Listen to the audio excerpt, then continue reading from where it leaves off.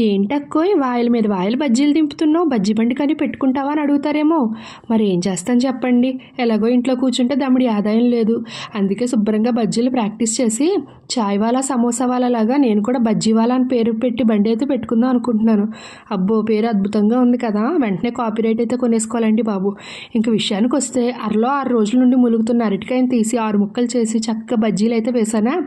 అబ్బే, 6 ముక్కల బజ్జీలు మన బజ్జీలోకి ఎక్కడ సరిపోతాయి చెప్పండి.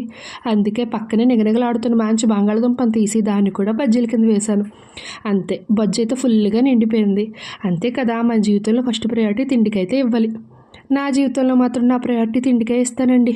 ఇంకా బజ్జీలు ఉట్టిగా తింటే ఏం బాగుంటుందని అందులో చక్కగా తరుక్కున్న ఉల్లిపాయలు, ఉప్పు, కారం, అలాగే కొంచెం నిమ్మరసం వేసి హ్యాపీగా అందులో స్టఫ్ చేసేసి బజ్జీలు అయితే లాగించేశాను. కోర్స్ పతిగారికి కూడా పెట్టాను అనుకోండి. అంతే మరి, మీరు మాత్రం మర్చిపోకుండా లైక్ చేసి సబ్స్క్రైబ్ చేసుకోండి.